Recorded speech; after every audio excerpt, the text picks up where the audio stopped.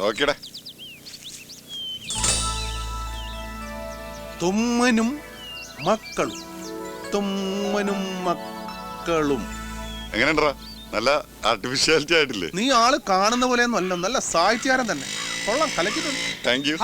ഇതെന്ത് പണ്ടാലോട് എഴുതി വെച്ചേക്കണത്? തെമ്മനും മക്കളുവാ. ദീർഘം എവിടെ? ദീർഘം തൊമ്മന്റെ താ കഴിഞ്ഞ ദീർഘം വേണം. തൊമ്മന് ദീർഘ തോമനെന്താ വായിക്കണ പോത്തെ. നിങ്ങൾ ഏത് യൂണിവേഴ്സിറ്റിയിലാണ് പഠിച്ചത്? അതെ, തെണ്ടിയുടെ തേ അല്ല, തൊണ്ടിയുടെ തോ. തൊമ്മന്റെ സ്പെല്ലിംഗ് തെറ്റാണ്. ഈ സ്മെല്ലിംഗ് ഒക്കെ മതി, ഞങ്ങളുടെ അപ്പനല്ലേ, ഞങ്ങൾ പറഞ്ഞ് മനസ്സിലായിക്കോളാം. ആരുടെ അപ്പനായാലും എന്താ ദീർഘം വേണ്ടടുത്ത് ദീർഘം വേണം. പിന്നെ ഈ വയസ്സാം കാലത്ത് ഇനി ദീർഘം ഫുൾ ടൈം വെള്ളമടിച്ച് നടക്കണ അപ്പനെ ഒന്നും വായിക്കാൻ പോണില്ല. ഇനി നീയായിട്ട് പോയി പറഞ്ഞല്ലേ ഇപ്പോൾ ഞാൻ കണ്ടിരുന്നാൽ മതി. പണ്ടാറെടുക്കാനായിട്ടുള്ള പെയിന്റും തീർന്നു. അതിരിക്കട്ടെ, ലോറി അവിടെ അടിച്ചു മാറ്റിയതാണ്. ഒറ്റ കിണ്ണിയ വെച്ചാ പന്നി. എന്താണ് ഇത്? അടിച്ചു മാറ്റിയും പൊളിച്ചു മാറ്റിയൊന്നുമല്ല, പിന്നെ വീടും പറമ്പ് എഴുതി കൊടുത്ത് മേടിച്ചാണ്. ദൈവമേ, അപ്പൊ പണി നിർത്തി എന്ന് പറഞ്ഞ നേരാണ്. അല്ലാതെ എടാ, അടിച്ച് തീരുമാനിച്ച കാര്യം ദൈവം തമ്പനെ ഇറങ്ങുമെന്ന് പറഞ്ഞാൽ ശരി, ഞങ്ങളത് മാറ്റിയല്ല. That is all. അല്ല, ഈ പഠിച്ച പണി നിർത്തിയിട്ട് നിങ്ങൾ ഇനി എന്ത് ചെയ്യാൻ പോണു? അതിനല്ലട ഉടുമ്പേ ഞങ്ങൾ ഈ ലോറി വാങ്ങിയത്.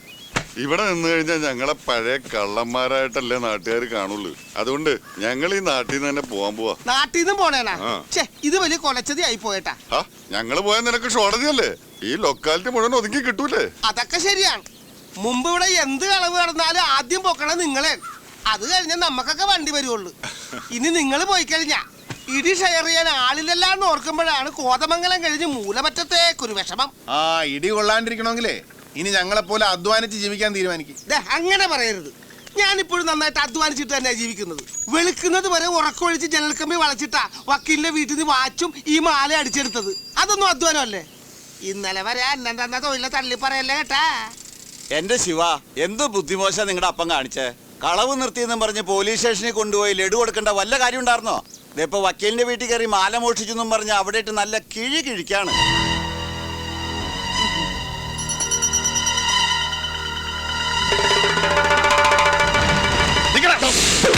ഈശോ, അയ്യോ അയ്യോ അയ്യോ. സത്യം വേടാ, ആ തൊണ്ടി എവിടെ? നിന്റെ മക്കളത് എവിടെയാ വിൽക്കാൻ കൊണ്ടുവരിക്കണത്? ഒന്നേമാനെ, ഞങ്ങളത് എടുത്തിട്ടില്ല. ഞങ്ങള് മോഷണം നിർത്തി. സംശയം ഉണ്ടെങ്കിൽ നാട്ടുകാരോട് ചോദിച്ചു നോക്ക്. ശരിയായിരിക്കും സാറേ, അല്ലെങ്കിൽ ആദ്യത്തെ ഇടി തന്നെ തൊമ്മനെല്ലാം സമ്മതിക്കുന്നല്ലേ. ഇവനെ കൊണ്ട് സമ്മതിപ്പിക്കാൻ പറ്റുമോ ഞാൻ നോക്കട്ടെ. ഇവനോ വക്കീലിന് വിട്ടുന്ന വാച്ച് മൂലം മൂട്ടിച്ചത്? തൊണ്ടി മുതല്. അയ്യോ, നീയൊക്കെ എന്നാടാ പോലീസിന്റെ പണി തുടങ്ങിയത്? പോലീസിന്റെ പണിയൊന്നും തുടങ്ങിയതല്ല സാറേ. സാറ് പഴയ വൈരാഗ്യം വെച്ച് ഞങ്ങളുടെ അപ്പനെ മുഴുവത്താടെ തിന്ന് തീർക്കുന്നതിന് മുമ്പ് ബാക്കിയുള്ള അപ്പനെ കൂടി ഞങ്ങൾക്ക് പോകണ്ടേ, അതുകൊണ്ട് ചെയ്തു പോയതാ. പോലീസുകാർക്ക് ലഡു കൊണ്ടുവന്ന് വിളമ്പിട്ട് അപ്പന് കിട്ടിയല്ല. നല്ലവനായ എന്റെ ബർത്ത്ഡേ ആഘോഷിക്കാൻ അപ്പന് വേറെ സ്ഥലമൊന്നും കിട്ടിയില്ലേ? എന്തിനാ സാറേ ഞങ്ങളുടെ പാവ അപ്പനെ എങ്ങനെ തല്ലിച്ചതച്ചത്? ഒന്നുമില്ലേലും പ്രായമുള്ളൊരു മനുഷ്യനില്ലേ. എന്താടാ അപ്പനെ തല്ലിക്കൊണ്ട് ദണ്ണിച്ചോ നിനക്ക്? അപ്പനുള്ളവർക്കൊക്കെ ദണ്ണിക്കും സാറേ. എന്നാ ഒന്നുകൂടെ ദണ്ണിച്ചോ. ഇനി വേണ്ട സാറേ, ഇനി എന്റെ അപ്പനെ തൊട്ട് കളിക്കണ്ട. കൈ തടയുന്നോടാ റാസ്കൽ.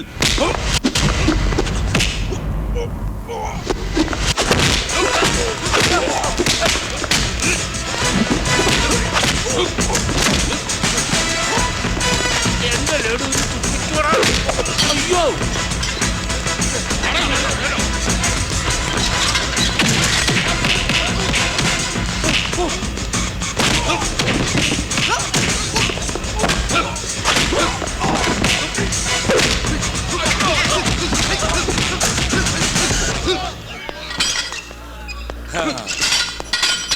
ലഡു തന്ന കൈക്ക് കൊത്തരുത്.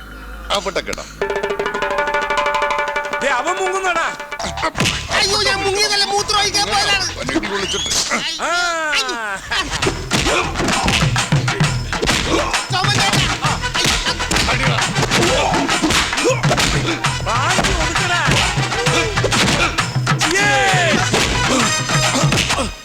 തന്നതൊക്കെ തിരിച്ചു കൊടുക്കാപ്പാ. തൊമ്മൻചേട്ടാ എന്നെ ഒന്ന് ഭൂമിയിലേക്ക് ഇറങ്ങിയിട്ട്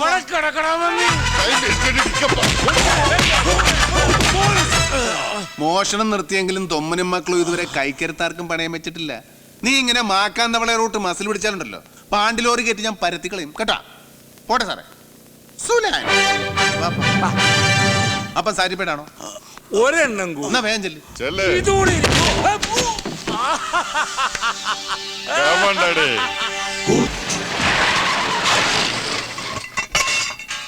എന്താടാ വണ്ടിക്ക് ഒരു ഓക്കാനം പോലെ? ആ നോക്കട്ടെ. നോക്ക്.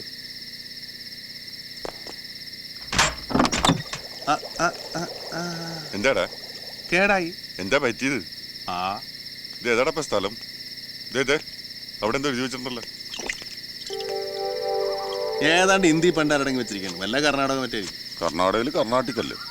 എന്തായാലും നേരം വെളുക്കട്ടെ. ഇവിടെ അടുത്തെങ്ങനെ വല്ല വർഷാപ്പ് കൊണ്ടുവന്ന് നോക്കാം. ഇന്ന് ഇവിടെ വല്ലോടത്ത് നടുവ് നൂർത്ത മക്കളെ. മക്കളെ, ലക്ഷണം കണ്ടിട്ട് പുലി ഇറങ്ങുന്ന സ്ഥലമാണെന്ന് തോന്നുന്നു. വെറുതെ പേടിയില്ലാത്തവരെ കൂടി പേടിപ്പിക്കരുതട്ടാ. ഓ, പേടിയില്ലാത്തവന്റെ മുണ്ടിപ്പോ നനഞ്ഞു പിന്നെ ഒന്ന് കിടന്നു പറഞ്ഞു. കച്ചറ വണ്ടിക്ക് പണ്ടാറടങ്കം കണ്ട സ്ഥലം ചെക്കനാൻ വേണ്ടി വേണ്ട 100 പ്രാവശ്യം പറഞ്ഞാണ് അപ്പനോട്. പിന്നെ 5 സെന്റ് സ്ഥലം ഒരു പെരയും കൂടെ വിറ്റാ പുത്തൻ വണ്ടി കിട്ടണമെങ്കിൽ ടാറ്റ കമ്പനി നിന്റെ കിടക്കണ അപ്പന്റെ ഇരിക്കണം. പണ്ടാറ് കിടക്കാനായിട്ട് വിശന്നിട്ട് അണ്ടം കത്തണ്. അപ്പന് വിശക്കുണ്ടാ? ഞാനോർത്ത് എനിക്ക് മാത്രമേ വിശക്കുള്ളൂ. ഏയ്, അപ്പന് വിശക്കത്തില്ലല്ല. അപ്പന്റെ ആമാശം പട്ടി കൊണ്ടുപോയിരിക്കുകയാണല്ലേ. പുലിയാണാടാ മോനെ. അവിടെ ഒരു ലൈറ്റ് കാണാ, വല്ലതും കിട്ടുമെന്ന് നോക്കിയാലോ. നീ എവിടെ എങ്ങനെ കിടന്ന് ഉറങ്ങണപ്പാ? ഞാനിപ്പോ വരടപ്പോ നോക്കട്ടെ. അവൻ നോക്കിട്ട് വരട്ടാ. മകനെ, പുലിയെക്കട്ടെ ഇങ്ങോട്ട് പോരി കേട്ടാ. അപ്പാ അപ്പോയി തൊമ്മ. എന്താടാ പട്ടി? ഇപ്പൊ മനസ്സിനൊരു തണുപ്പുണ്ടല്ലേ? മകരമാസമല്ലേ, കാണും. അതല്ലപ്പാ, വേലയെടുത്ത് തിന്നാൻ തീരുമാനിച്ചപ്പോ മുതല് മനസ്സിനൊരു കുളിര്. ഇനി തൊമ്മനും മക്കൾക്കും തലചായ്ക്കാൻ ഒരു പുൽക്കൂടും കൂടി പണിയണം. പുൽക്കൂട്ടി പെറ്റുകിടക്കാൻ നിന്റെയൊക്കെ ഭാര്യമാരും തൊമ്മന് വീടാനുഭവത്തിന്റെ നാളുകള് ഒടുക്ക കുരിശു മരണു.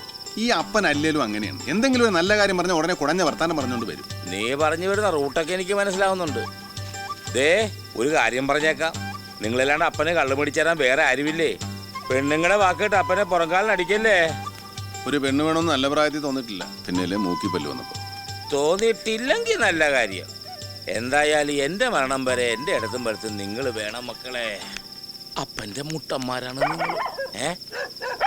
പുലിയാണാടാ. പുലി കുരക്കും.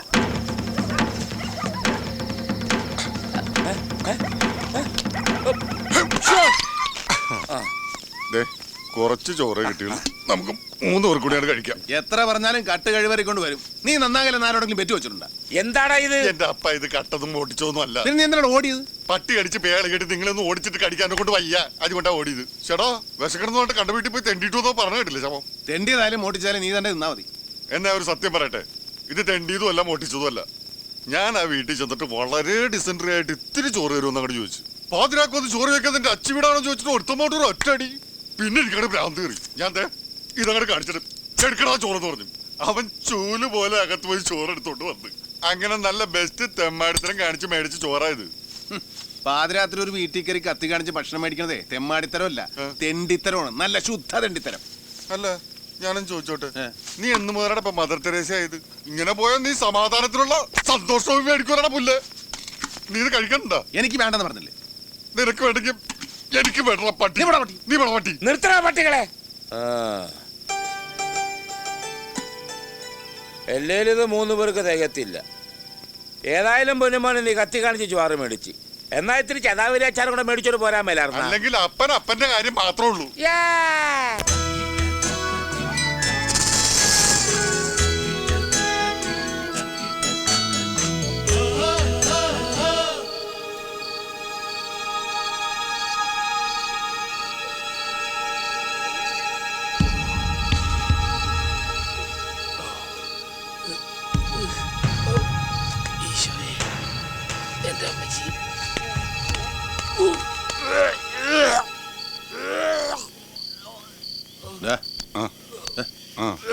ഒരു പുതിയ കലാപരിപാടി. ഒറ്റക്ക് നിന്റെ കൊതി കിട്ടിയതാണ്. അവനവന്റെ വയറിറങ്ങി തിന്നണ്ടേ, ഹൗസ്ഫുള്ളായിട്ട് പുറത്തേക്ക് വരിക.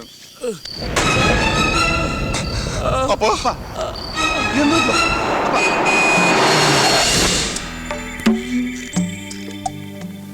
ഡോക്ടർ, എന്റെ മെഡിക്കൽ ജീവിതത്തിലെ ആദ്യത്തെ അനുഭവമായത്. ഈ ഉടുമ്പൽപ്പെട്ടിൽ 2 കേസുകളെ വരാറുള്ളൂ. ഒന്ന് മലയടി വാരത്തുള്ള ആക്സിഡന്റ് കേസുകൾ, പിന്നെ ഇവിടുത്തെ തേവരുടെ ആളുകൾ ഉണ്ടാക്കുന്ന വെട്ട് കേസുകൾ. ദേ കൊണ്ടുപോകുന്ന ഒരെണ്ണം. എൻ്റെ ഓർമ്മയിൽ ഇവിടെ വന്നിട്ടുള്ളവരാരും ജീവനോടെ തിരിച്ചു പോയിട്ടില്ല.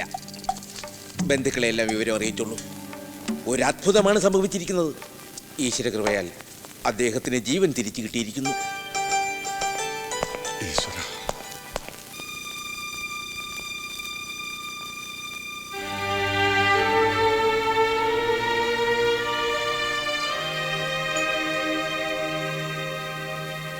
അങ്ങനെ അപ്പനൊരു അന്ത്യാഭിലാഷമുണ്ട്. എന്താണ്? ഒരു അരക്കുപ്പി ബ്രാൻഡ് മേടിച്ച് പൊട്ടിച്ചാൽ ലൂക്കോസ് ഉപ്പിക്കകത്തേക്ക് ഒഴിച്ചതാ. ചപ്പനൊന്നും മുണ്ടാണ്ട് കിടക്കണ്ട. ബ്രാൻഡ് കുടിക്കാൻ പറ്റിയ നേരം. ഓടാ പന്നി. അതെ, ഡ്യൂട്ടി കഴിഞ്ഞിട്ട് റോസമ്മ എന്നെ കണ്ടിട്ടേ പോകാവൂ.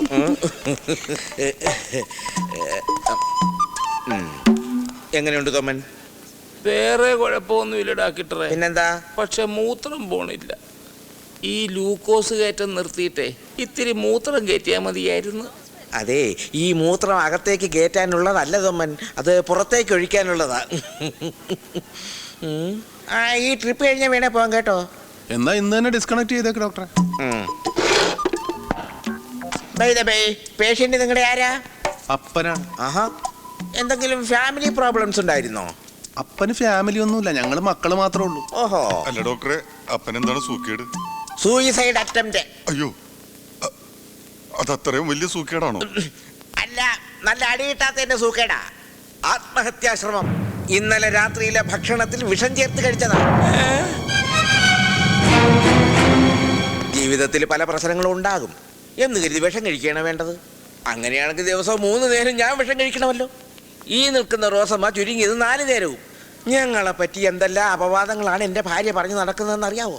എല്ലാം ഞാൻ നേരിടുന്നില്ലേ, സഹിക്കുന്നില്ലേ? പ്രശ്നങ്ങളെ ഫേസ് ചെയ്യൂ Thoman. Take it easy. Everything will be all right. Okay. Doctor's റൂമിലേക്ക് നടക്കുന്ന സമയം അപ്പനെ ഈ കോലത്തിൽ കിടത്തിയപ്പോ നിനക്ക് സമാധാനമായില്ല. എടാ, പാതിരാത്രി ഒരു വീട്ടിൽ കയറി ചെന്ന് കത്ത് കാണിച്ച് ഭക്ഷണം ചോദിക്കുമ്പോ ഓർക്കണമായിരുന്നു അവര് ചതിക്കുമെന്ന്.